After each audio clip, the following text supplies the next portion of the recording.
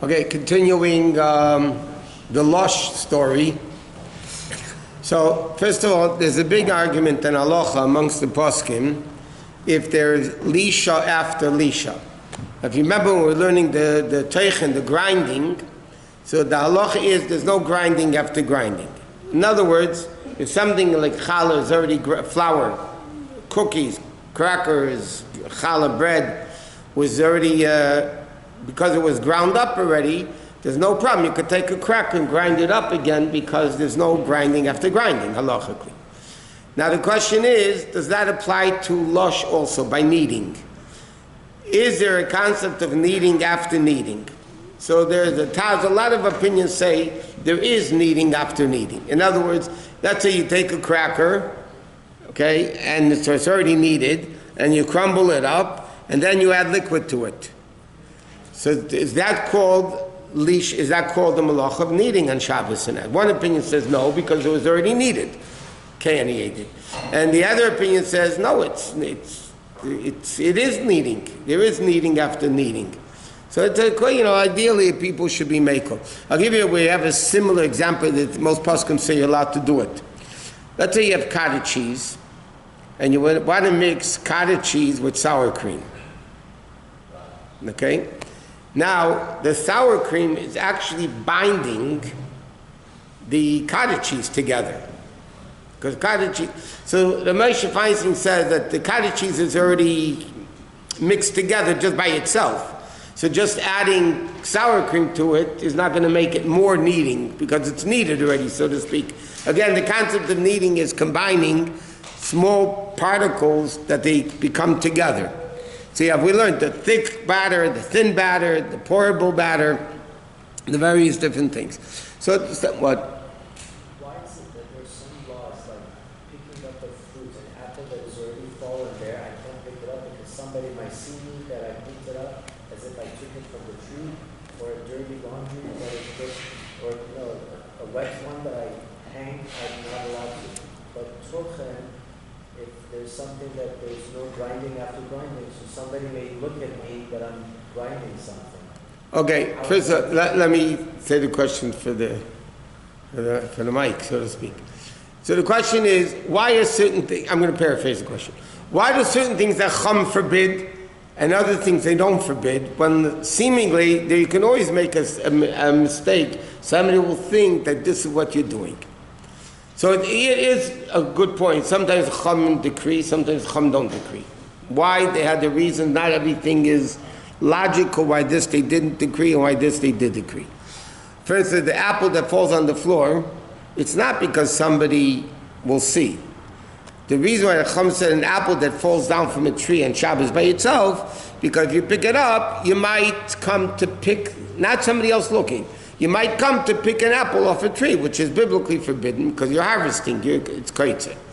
So certain things the Chum said you're not allowed to because people will make a mistake. But if somebody takes a cracker, to give an example that you said, takes a cracker and smashes it, everybody knows it was already ground. Everybody knows that a cracker by definition is ground. Okay? Even, I'll give you another example. They have what's called today flourless bread. Okay? Flourless bread. It looks like bread, it tastes like bread, it's called bread, but if you look in the ingredients, it says on it, flourless bread. Now, that floured bread, so to speak, would still have a din of grinding, it would still have a din of kneading, even though it's flourless. So by the way, just in passing, we're not getting into it now, the flourless bread, halachically is flour. It's just in the what's it called, the food FDA. In the FDA rules, it's not called flour because there's certain criteria of something to be able to be called flour. Just like you're not allowed to write on parva ice cream. Legally, a company cannot write on parva ice cream. All the kosher companies that have, look on the containers. Not all the parva ice creams that all the companies make. Frozen treat, some treat, that treat. They're not allowed to legally write ice cream. Why? Because according to FDA definitions, if it doesn't have milk in it, it's not called ice cream. Why? I don't know, but that's what they decided. So Lamashal, the Ezekiel bread, which, it's the popular flourless bread. So even though it's flourless, according to halacha, you still make hamaitzi on it. You have to wash, make hamaitzi. It's all that stuff still applies. So certain things that Chum said do apply. Certain things we're afraid people are going to make a mistake. Certain things we're not afraid people are going to make a mistake, depending how the Chum saw where it's possible that people will make mistakes. But one second. But on our own, it's very important to know, on our own we can't make such decrees. I'll give you, the Rebbe once spoke about this, an interesting thing. When Rosh Hashanah falls out on Shabbos, normally you go to Tashlich, first day Rosh Hashanah, right? So what happens over on Rosh Hashanah is Shabbos, so you push off Tashlich to the second day. Now if you look in Shulchan Aruch, Alter Rebbe Shulchan Aruch, big Shulchan Aruch, it doesn't say anywhere that you don't go Tashlich on Shabbos. It doesn't say it. It says in halacha on the first day of Rosh Hashanah, if you look at Alter Rebbe Shulchan Aruch also, on the first day of Rosh Hashanah, you go to Tashlich. Okay, now, the Gemara says that Rosh Hashanah falls out on Shabbos, you don't blow shofar.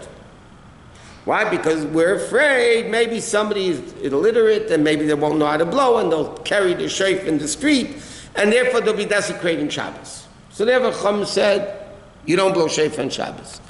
The Chachamim could do that. Later generation can't go, okay, we're making a decree, no, whatever. By the way, there's a proof from that concept that cholent is greater than shofar blowing. Because when Rosh Hashanah falls out on Shabbos, you don't blow shofar, but cholent you eat. That means cholent is even greater than shofar on Rosh Hashanah. Okay? But the bottom line is, but the Rebbe says, so why is the minute we don't go Tashlach the first day if it's Shabbos? So the Rebbe said, because to make an initial decree, you have to be caliber of the Gemara, Rabbi, or whoever it is in the Gemara. But once Chachamim saw that people were desecrating Shabbos, they saw people were desecrating Shabbos because they had to carry the machzor. It was most of the rivers were outside of the Erev in the city. People were ending up carrying stuff and doing things they shouldn't do. So then the Chacham have a right to say, okay, we're not doing it anymore. I'll give you another example in halacha, which in few places, in the super from places, they have their own cemeteries and things, they do it. But generally speaking, the din is, if somebody passes away, it's really not a good thing to leave a body overnight, okay? Somebody passes away on the first day of Yom Tif, the din is in Shulchan Aruch, a guy does the burial from A to Z.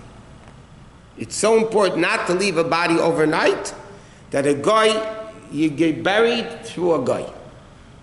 Okay? Second day Yom Tif, you could do it through Jews, but only Jews that it must be part of it. Not relatives, they're coming, going, driving. Okay. That's what it says in Shulchan Aruch. Okay? With few exceptions, throughout the entire frum world, nobody does funerals, not the first day Yom Tov and not the second day Yom Tov. Where did that come from?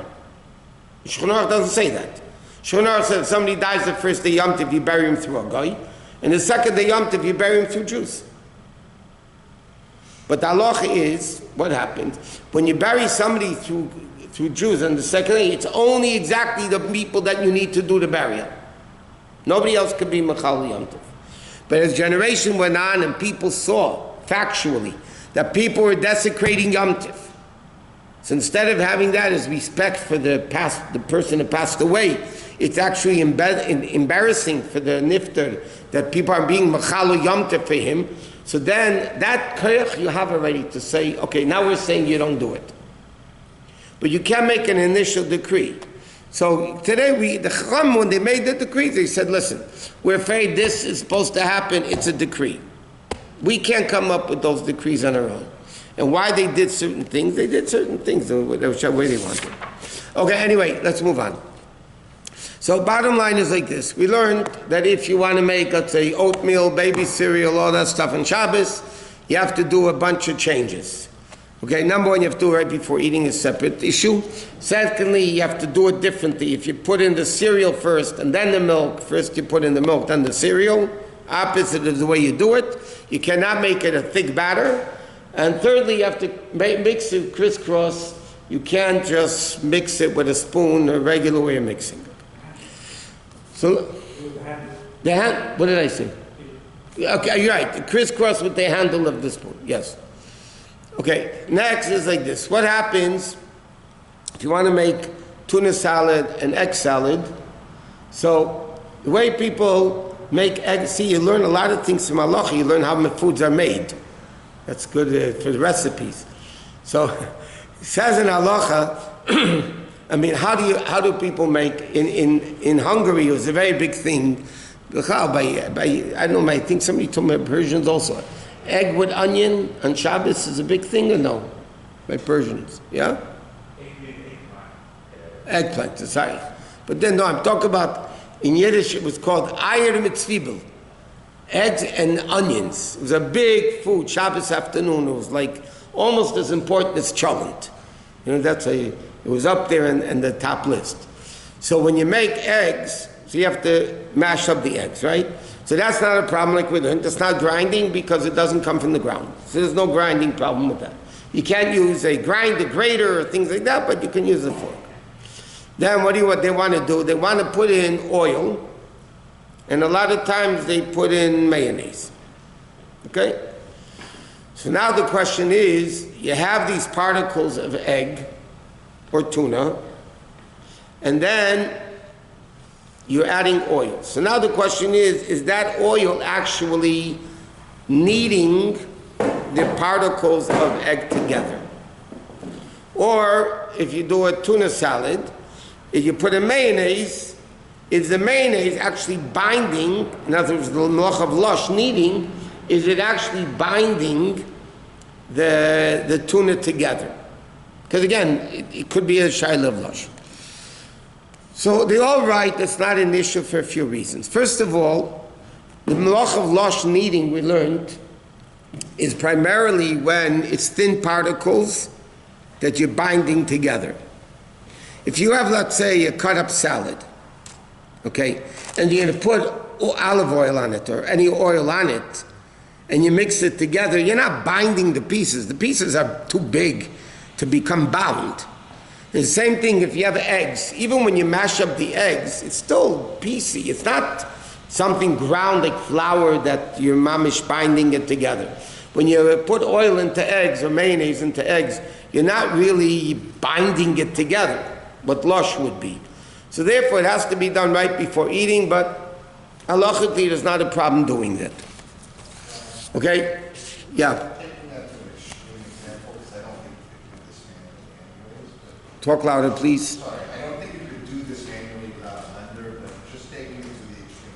Could you make an emulsion like mayonnaise?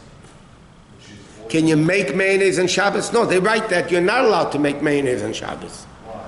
Because the way you make mayonnaise, you're actually taking the few liquids together and you're binding it together. So you couldn't make an emulsion? You couldn't make mayonnaise on Shabbos. But if you have mayonnaise and you want to put it into food, that's not mamish particles, it's bigger pieces, so then that's not a problem. Why can't you make mayonnaise? Because the way you make it, exactly the right. It's eggs and oil and they're ground up and you're binding it. Yeah, but it's the consistency of binding, it's still binding. I saw that somewhere, I remember where, that you can't make mayonnaise on Shabbos. And the pieces of eggs, isn't it quite small when you're making an egg salad? And so It depends. It's not really that small that it's by same thing with tuna fish. If somebody would put before Shabbos tuna into a blender or eggs into a blender, okay, and now Shabbos you want to take those eggs, and add oil or mayonnaise to it or the tuna, yeah, then you would have a halachic problem, because then you're kneading You know, you're binding together with the kneading, Losh, you're actually binding together different particles. But normally when you mash up tuna, or you mash up an egg, there's the pieces. So if you imagine taking an Israeli salad, yeah? We learned Shabbat, you should make it a little thicker than oil. But let's say you have a real good Israeli salad, made before Shabbos. You can add oil to it, you're still not binding the pieces together. They're still separate, they're too big to be able to be halachically bound together. It becomes like a clump. What? The egg salad becomes like a... No, it does. It's still pieces, separate pieces. That's what all the poskim write. Make the egg salad look and you use the regular salad before. Yeah. Because it's not, you have to do right before eating. I saw one opinion says if you take fine pieces of tuna and you want to make mayonnaise, you have to do it with your hands. And some poskim, you can't even use gloves. Because gloves is a vessel that's normally done, whatever, but...